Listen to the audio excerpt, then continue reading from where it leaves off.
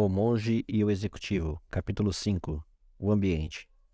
Os homens e mulheres que desejam fazer um bom trabalho, se lhes for dado um ambiente adequado, eles o farão. Dei uma olhada para o relógio e ao lado da cama era pouco mais de 3 horas. Quinta-feira de manhã e lá estava eu de novo, contemplando o teto. Eu tinha ligado para Raquel e para o escritório na tarde do dia anterior para saber como iam as coisas. Fiquei desapontado ao descobrir que tudo e todos estavam bem sem mim. E estava pensando nas perguntas que Simeão me fizera na manhã anterior. Em que acredito e por que estou aqui? Qual é o meu objetivo? Há significado para esse jogo da vida? Não me veio qualquer resposta, apenas mais perguntas. Cheguei à capela 15 minutos mais cedo e fiquei orgulhoso de mim mesmo. Na realidade, eu conseguira chegar na reunião antes de Simeão. Ele se sentou ao meu lado às 5 e ponto e baixou a cabeça, aparentemente rezando. Após 2 minutos, ele virou-se para mim e perguntou: "O que você tem aprendido, John?" A discussão a respeito do amor foi interessante. Na verdade, eu nunca tinha pensado no amor como algo que fazemos para os outros. Sempre pensei no amor como algo que sentimos. Espero que ninguém me bata no trabalho por eu disser que vou começar a amar. Simeão riu. Suas ações sempre falarão mais alto e serão muito mais importantes do que suas palavras, John. Lembre-se do comentário de Teresa, que o amor é o que o amor faz. Mas que tal amar a mim mesmo, Simeão? O pastor da nossa igreja diz que devemos amar ao próximo e a nós mesmos. Infelizmente, John, esse versículo do Evangelho parece mal citado nos dias de hoje. O texto de fato diz: ame o seu próximo como a si mesmo, e não a você mesmo. Mas faz uma grande diferença quando Jesus nos diz para amar aos outros como amamos a nós mesmos.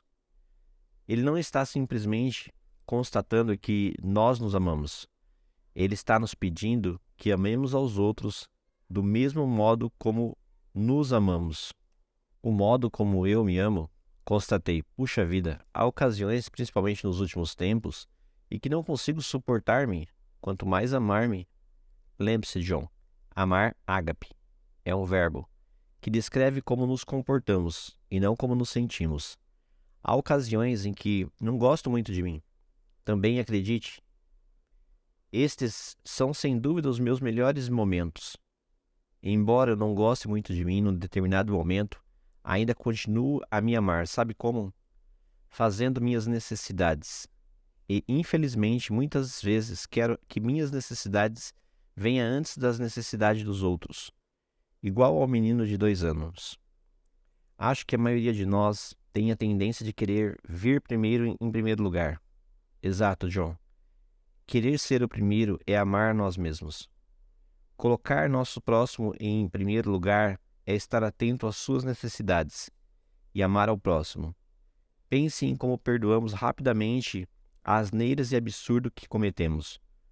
Perdoamos as asneiras e absurdo que nosso próximo comete com a mesma rapidez?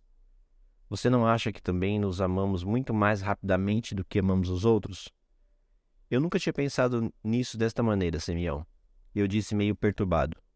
Se formos honestos com nós mesmos, teremos que admitir que às vezes nos deleitamos, mesmo que por um momento, com a infelicidade do próximo, como perda de emprego, divórcios, casos extraconjugais e outros transtornos. Nós amamos verdadeiramente nosso próximo como nos preocupamos com seu bem-estar da mesma forma que nos preocupamos com o nosso? Mas que tal amar a Deus? Eu perguntei. O pastor da minha igreja vive dizendo que devo amar a Deus, mas às vezes a vida me parece tão injusta que não sei se acredito que Ele existe. Para minha surpresa, Simeão concordou comigo. Há ocasiões em que me aborreço com Deus e chego a não gostar muito dele. Em outras ocasiões, meu sistema de crença me parece bem inaceitável. Tenho muitas perguntas, e há coisas da vida que parecem injustas, mas como eu sinto tem pouco a ver com o meu amor com Deus e meu compromisso na relação com Ele. Mesmo quando me sinto mal ou em dúvida, ainda posso amá-lo sendo paciente e atento ao nosso relacionamento através da oração, sendo autêntico, respeitoso, honesto e mesmo perdoando. Posso fazer isso e faço, especialmente quando não tenho vontade.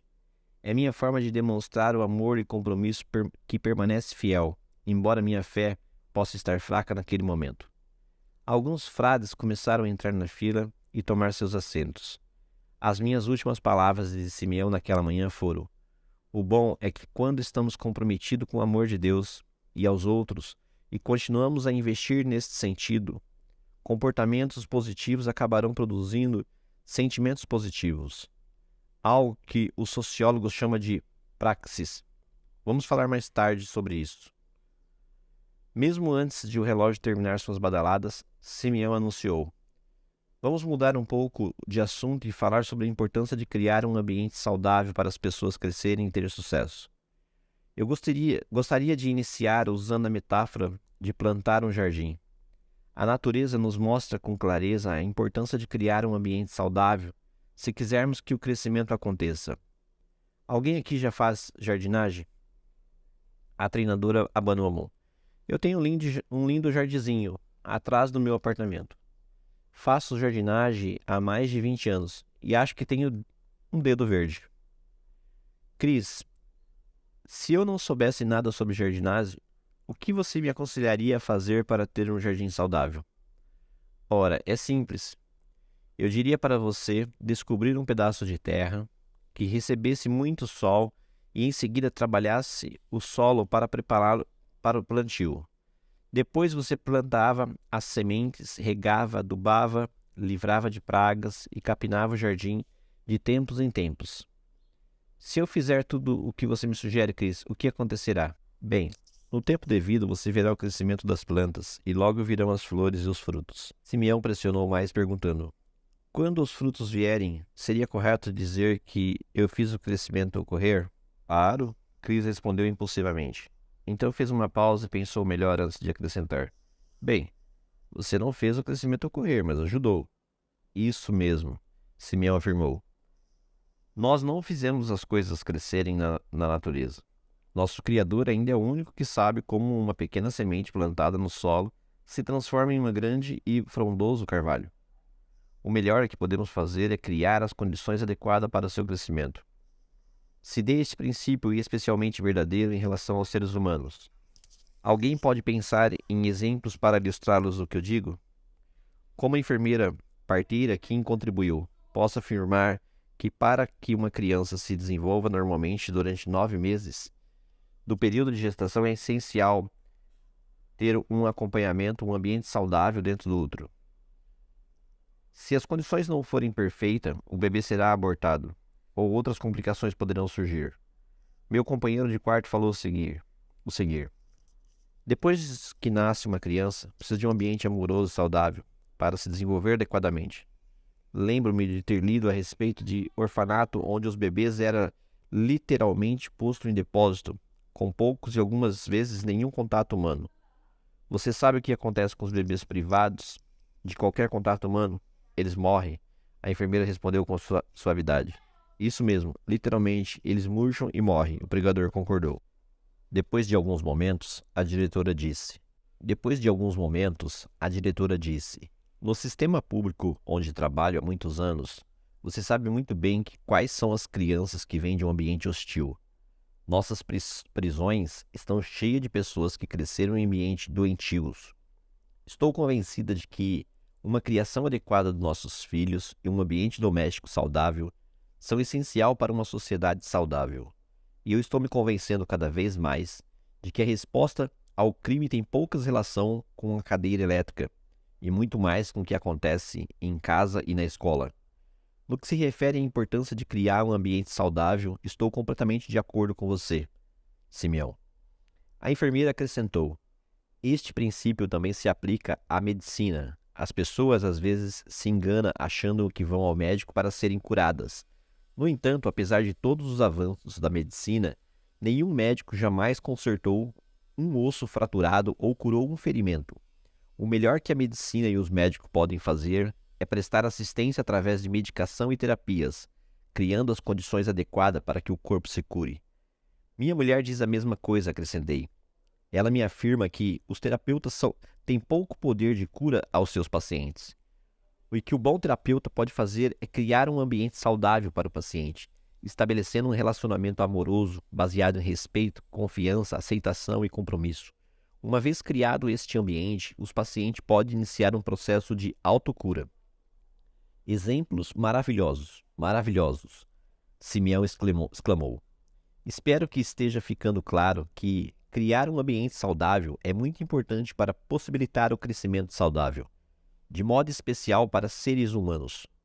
Eu venho usando a metáfora do jardim há muito tempo, com os mais variados grupos: famílias, empresas, exército, esporte, comunidade, igreja. Simplificando, penso em minha área de influência como um jardim que precisa ser cuidado. De acordo com o que falamos, os jardins precisam de atenção e cuidado, o que nos obriga a perguntar constantemente: do que meu jardim precisa? Meu jardim precisa ser adubado com consideração, reconhecimento e elogios? Meu jardim precisa ser dopado? Preciso exterminar as pragas? Todos sabemos o que acontece com o jardim quando se permite que as ervas daninhas e as pestes cresçam à vontade. Meu jardim precisa de atenção constante e acredito que, se eu fizer minha parte e cuidar dele, colherei frutos saudáveis. E quanto tempo é necessário para ver o fruto? A treinadora perguntou. Infelizmente, Chris, conheci muitos líderes que ficaram impacientes e desistiram do esforço antes que os frutos tivessem a chance de crescer. Muitas pessoas querem e esperam os resultados rápidos, mas o fruto só vem quando está pronto. E é exatamente por isso que o compromisso é tão importante para um líder. Imagine um fazendeiro que tente enriquecer plantando uma colheita no final de outono e esperando obter uma safra antes que a neve caia. A lei da colheita ensina que o fruto crescerá, mas nem sempre sabemos quando esse crescimento ocorrerá. A enfermeira observou: outro fator que determina quando o fruto amadurecerá é o estado das nossas contas bancárias relacionadas. Que diabo de contas bancárias são essas? Meu companheiro de quarto perguntou. Eu aprendi nesta metáfora quando li o best-seller de Stephen Covey, Os 7 Hábitos de Pessoas Altamente Eficazes. Nas nossas contas bancárias financeiras, fazemos os depósitos e retirada e esperamos nunca ficar descoberto. A metáfora da conta relacionada nos ensina a importância de manter saudável o equilíbrio dos relacionamentos com as pessoas importantes de nossa vida, inclusive as que lideramos. Em palavras simples, quando conhecemos uma pessoa, o saldo da nossa conta de relacionamento com ela é neutro, porque vamos iniciar um conhecimento. À medida que o relacionamento amadurece, porém fazemos depósitos e retiradas dessas mesmas contas imaginárias, baseando na forma como nos comportamos. Por exemplo, fazemos depósito nessas contas sendo confiáveis e honestos, dando às pessoas considerações e reconhecimentos, mantendo nossas palavras, sendo bons ouvintes, não falando de outras pessoas pelas costas, usando a simples cortesia de um olá, por favor, obrigado, desculpe, etc. Fazemos retiradas sendo agressivos, descortês, quebrando promessa e compromisso apunhalado uns pelos outros pelas costas, sendo maus ouvintes, cheio de empatia, arrogância, etc. O sargento disse: assim ontem no intervalo da tarde, quando liguei para minha namorada e ela desligou o telefone na minha cara, aquilo com certeza significa que minha conta está um pouco descoberta. Para mim faz sentido, Greg. Eu ri. Com o nosso movimento sindical lá na fábrica, com certeza tivemos muitas contas descobertas. Assim, o que você está dizendo, Kim, é que pode levar mais tempo para o fruto aparecer, dependendo do estágio de nossas contas bancárias relacionais, está certo? Acho que isso seria verdade para as pessoas às quais já estabelecemos relacionamentos. Para os novatos, de um modo geral, temos um quadro em branco, a partir do que podemos começar. Obrigado por outra linha metáfora que podemos usar aqui, Kim. Simeão agradeceu. Essa ideia de conta relacional também ilustra por que devemos elogiar as pessoas em público e nunca puni-las em público. Alguém sabe por quê? A diretora falou primeiro. Quando punimos uma pessoa publicamente, é óbvio que envergonhamos na frente dos amigos, o que é uma enorme retirada de nossas contas. Mas, além disso, quando humilhamos, e é uma enorme retirada de nossas contas pessoais, mas além disso, quando humilhamos alguém em público, também fazemos uma retirada de nossa própria conta relacional, como todos aqueles que presenciam, porque chicotadas em públicos são constrangedoras e horríveis de presenciar. E as pessoas se perguntam, quando será a minha vez? Nesse sentido, uma forma mais simples e eficaz de fazer retiradas relacionais é punir alguém publicamente. A treinadora acrescentou: acho que o mesmo princípio é verdadeiro quando elogiamos, consideramos e reconhecemos alguém publicamente. Não apenas fazemos um depósito em nossa conta, como as pessoas que elogiamos também fazemos depósito nas contas com que elas observam. E como você disse antes, Simeão, todos estão sempre observando o que o líder faz. Isso mesmo, Cris. Tudo que um líder faz, envia uma mensagem, Simeão respondeu. Em algum lugar do meu escritório tem um artigo e um levantamento interessante que fala do alto conceito que as pessoas têm em si mesmas e por que as retiradas relacionais têm um custo tão alto. Vou ver se posso encontrá-lo e compartilhar com vocês depois do intervalo do almoço. Era uma linda tarde de outono. Por isso resolver fazer um pequeno passeio pelo penhasco, areoso que corre paralelo à praia. O sol brilhava, a temperatura era aproximadamente 15 graus e uma brisa leve soprava o lago. Essa seria minha ideia, um dia perfeito. Mal eu pude notar porque minha mente estava em conflitos. Eu me sentia excitado com as informações que tinha recebido e com as perspectivas de aplicar os princípios ao voltar para casa. Ao mesmo tempo, porém, eu me sentia deprimido e até perturbado quando refletia sobre o meu comportamento anterior e a forma que estivera liderando os que estava confiando aos meus cuidados. Como seria ter como chefe, ter-me como marido, ter-me como pai, ter-me como treinador? Minhas respostas e as perguntas só serviram para fazê-lo me sentir ainda pior. Às 2 horas, Sinfão disse, muito animado, achei o artigo e o levantamento que lhe falei antes do almoço. Estava no artigo número The Psychology Today e penso que vocês acharão interessante. O behaviorista que escreveu o artigo diz que não há uma relação uniforme entre o feedback positivo e o negativo, colocando isso em nossos termos depósito e retirada. Ele afirma que para cada retirada que você faz em sua conta como pessoa, são necessários 4 depósitos para voltar a ficar igual, uma proporção de 4:1. Acredito nisso, o pregador respondeu. Por mais que minha mulher repita que eu me ama, ainda me lembro que na última primavera ela disse que estava ficando muito gordo e isso acabou comigo. Dá para ver porque ela disse isso, ironizou o sargento. Exatamente, Lee, Simeão continuou. Nós todos temos a tendência de ser muito sensível, mesmo que tentamos aparentar calma. Para fundamentar esta afirmação, o artigo prossegue discutindo um levantamento realizado para determinar com que realismo as pessoas se veem. Ouça estes números. 85% do público em geral se veem como acima da média. Perguntado sobre a habilidade de dar-se bem com os outros, 100% puseram-se à metade superior da população. 65% classificaram-se nos 10% mais altos e 25% em 1% da população. Sobre sua habilidade para liderar, 70% considera-se parte superior, apenas 2% como abaixo da média. E veja, homens, quando perguntado aos homens sobre a habilidade atlética comparada com outros homens, 60% classificam-se na parte superior e apenas 6% se disseram abaixo da média. O que quer dizer com isso? Perguntou o sargento. Para mim, Greg, explicou a treinadora, é que uma pessoa de modo geral tem alta opinião sobre si mesma. Isso significa que devemos ser muito cuidadosos ao fazer retiradas da conta dos outros, porque o custo pode ser muito alto. A professora acrescentou, pense por exemplo na confiança. Podemos passar anos nos esforçando para construí-las, e pode ser perdida em um instante por uma simples descrição.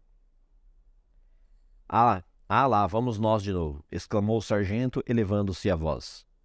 Estamos falando que todas as teorias boas e bonitas, neste ambiente bom e bonito, mas depois vamos ter que voltar e encarar superiores, que são orientados pelo poder, e que não estão interessados em triângulo de cabeça para baixo, amor, respeitos e contas bancárias relacionais, mas com o desempenho, com a ação.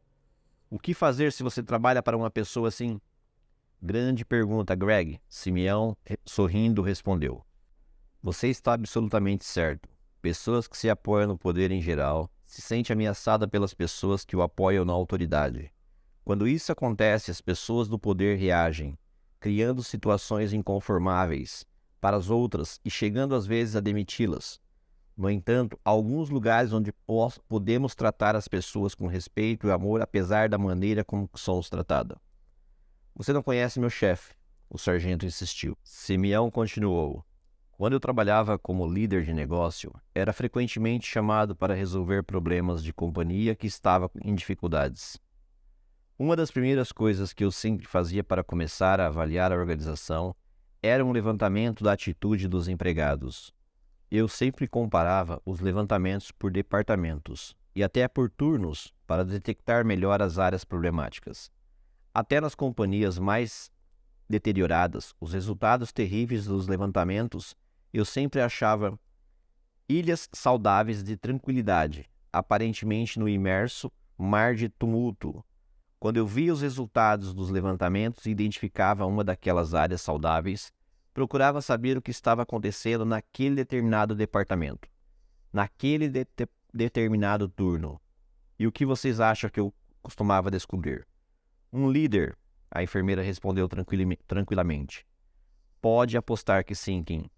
Apesar do grande caos, confusões, política de poder e todos os outros problemas, eu entrava em um líder que se responsabilizava por sua pequena área e sua influência. E isso fazia toda a diferença. Esses líderes não conseguiam controlar a grande organização, mas com seu comportamento diário controlava as pessoas que eram confiadas. Lá embaixo, nos porões do navio. Engraçado você usar a analogia de um navio, Simeão, observei. Uma vez um funcionário me disse que os empregados muitas vezes se sentem como Charlton Weston, o filme de Ben-Hur. Lembra-se do velho Charlton Weston, acorrentado àquele remo, remando anos após anos? Ele ouvia os sons dos furacões e dos navios colidindo, mas não tinha permissão para subir o convés e apanhar ar fresco ou nadar no oceano. Havia aquela incessante batida do tambor do sujeito grande e suado para manter o ritmo das remadas. De qualquer modo, este funcionário me diz que os trabalhadores muitas vezes se sentem do mesmo jeito. Eles estão lá embaixo, nos porões dos navios, o dia todo e nunca sobe ao convés para saber o que está acontecendo com o navio. Quando o capitão grita que quer esquiar, o supervisor faz diminuir o ritmo da batida do tambor. E quando de tempos em tempos são duros, os capitães gritam e uns poucos têm a ser atirados ao mar para tornar o navio mais leve. É uma descrição triste. Meu companheiro de quarto acrescentou: tem uma velha caneca de café onde está escrito: não é meu trabalho pilotar o navio. Nunca soprarei a corneta. Não é meu lugar dizer até onde o navio irá. Não tenho licença para ir ao convés, ao mesmo tempo tocar o sino. Mas se essas coisas começarem a afundar, olhe quem vai para o inferno. Que maravilha, falei. Preciso arranjar uma dessas canecas. Mas você sabe mesmo, se opte por comportar-se do jeito que estamos falando, ainda tenho 40 supervisores que podem não aderir. E eu não posso criar esse ambiente sem a ajuda deles. Mas do jeito que consigo que todos compreendam a ideia de Simeão, é ser quem estabelece as normas dos comportamentos deles. Foi a resposta mais rápida que Simeão, como líder João, você é responsável pelo ambiente que existe em sua área de influência, e delegaram-lhe poder para cumprir com as suas responsabilidades. Portanto, você tem o poder de determinar o comportamento dos seus supervisores. O que você quer dizer com estabelecer as normas dos comportamentos deles? Aleguei. Você não pode normatizar o comportamento de uma outra pessoa. Claro que pode, o sargento gritou. Nós fazemos isso o tempo todo. E estou certo que você faz isso com as pessoas em sua fábrica. Você tem políticas e procedimento que todos devem seguir, não é? Você os faz usar equipamentos de segurança, comparecer ao trabalho numa determinada hora e seguir toda espécie de código de conduta do emprego. Você e eu normatizamos o comportamento dos nossos liderados o tempo todo. Eu detestava ter que admitir que Greg estava certo, mas era claro que ele tinha razão. Se um funcionário do serviço de atendimento começasse a comportar-se mal com o cliente, seu emprego estaria em risco. Se os empregados não seguissem normas e regras, logo eles seriam ex-empregados. Nós normatizamos o comportamento e colocamos a obediência como condição para manter o emprego. De repente, eu me lembrei de outro exemplo de uma companhia que normatizava o comportamento.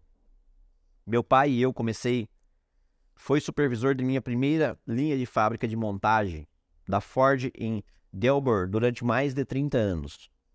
No início dos anos 1970, fui passar uma hora com ele num sábado pela manhã. Fiquei impressionado ao ver como as pessoas gritavam, xingavam e se zangavam umas com as outras. O lugar parecia uma selva e os supervisores humilhavam publicamente os empregados sem qualquer condescendência ou hesitação. "Parece meu local de trabalho?" disse o sargento. Naquele momento percebi que Greg não me irritava mais. Continuei. Mais tarde, um dos melhores amigos de meu pai, um supervisor, foi transferido para a fábrica que fazia perto de uma parceria entre a Mazda e a Ford. Durante a primeira semana como supervisor naquela fábrica, o amigo de meu pai, empregado fazendo algo errado, e brigou agressivamente com ele na frente de todos, xingando-o no melhor estilo disciplinar que Delbor, infelizmente para ele. Seu gerente japonês presenciou o incidente e chamou-o à sua sala. Lembre-se, os japoneses são mestres em não perder a linha na frente dos outros. O gerente disse ao meu amigo de meu pai, com polidez e respeito, que ele estaria sendo advertido uma única vez por aquele tipo de comportamento. Disse-lhe que se visse ou ouvisse outra vez se comportando em público daquele modo, ele seria imediatamente demitido. Aquele supervisor se aposentou naquela fábrica 10 anos depois.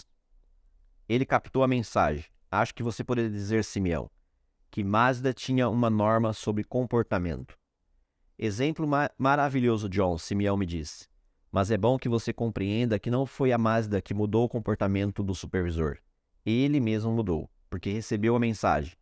Não podemos mudar ninguém. Lembre-se do sábio ditado dos Alcoólicos Anônimos: a única pessoa que você pode mudar é você mesmo. A enfermeira acrescentou: tantas pessoas que conheço agem como se pudesse de fato mudar as outras pessoas. Essas sempre tentarão consertar as pessoas, convertê-las à sua religião, arrumar sua cabeça, seja o que for. Tolstói disse que todos querem mudar o mundo, mas ninguém quer mudar a si mesmo. A treinadora concordou. Se todos varressem a sua calçada, logo a rua inteira estaria limpa. Mas, Simeão, nós como líderes podemos motivar as pessoas a mudar? Não podemos? O sargento perguntou. Eu defino motivação como qualquer comunicação que influencia as escolhas. Como líderes, podemos fornecer todas as condições, mas são as pessoas que devem fazer as próprias escolhas para mudar. Lembre-se do princípio do jardim. Não fazemos o crescimento ocorrer. O melhor que podemos fazer é fornecer o ambiente certo e provocar um questionamento que leve as pessoas a se analisarem para poderem fazer as suas escolhas e mudarem. O pregador acrescentou: sei de outro lugar onde as normas e comportamentos. Algum de vocês já se hospedou no hotel Ritz-Carlton? Só um pregador rico, como você poderia dar-se esse luxo e ficar no Ritz? O sargento zombou. Ignorando o comentário, meu companheiro de quarto continuou. Uma vez por ano, eu me permito a uma extravagância. Eu levo minha mulher ao Ritz, que não fica muito longe de onde moro, para dormir e tomar café de manhã, um café da manhã especial. Assim como você entra pela porta do Ritz, você sabe que está num lugar diferente. Isto é, as pessoas se desdobram ao máximo para satisfazer suas necessidades. E a atmosfera de respeito é tão extraordinária que chega a ser palpável. Uma noite no Ritz, antes do jantar, eu estava sentado num bar tomando um coquetel. Um pregador batista tomando um coquetel no bar? O sargento desafiou. Um daiquiri para minha mulher e a Coca Diet com limão para mim. Greg, de qualquer modo, eu fiquei observando os dois rapazes no bar fazerem seu trabalho e presenciando o respeito com que eles tratavam os clientes e os colegas de trabalho. Aquilo me intrigou, por isso pedi a um dos rapazes: gostaria de entender uma coisa. Ele perguntou gentilmente: Senhor, expliquei. Você sabe o respeito com que você trata tanto os clientes como seus colegas? Há alguma razão especial para fazer isso? Ele respondeu simplesmente: Oh, nós temos um lema aqui no HITS que diz: somos senhoras e cavalheiros, servimos senhoras e cavalheiros. Pedi que me explicasse melhor. Ele me olhou nos olhos e disse: quem não se comporta desse jeito não trabalha aqui. Agora o senhor entende? Eu ri e agradeci dizendo que tinha compreendido. A treinadora acrescentou: a maioria de vocês já ouviu falar do Lou Holtz, o famoso ex-treinador de futebol. Holtz é famoso por sua capacidade de gerar grande entusiasmo no time que treina. E não só com os jogadores. Ele consegue entusiasmar a equipe toda, treinadora. Secretárias, assistente, até os mensageiros. Conta-se que uma vez um repórter lhe perguntou: como você consegue ter todo o entusiasmo em seu time? Lou Holtz respondeu: é muito simples. Eu elimino os que não são.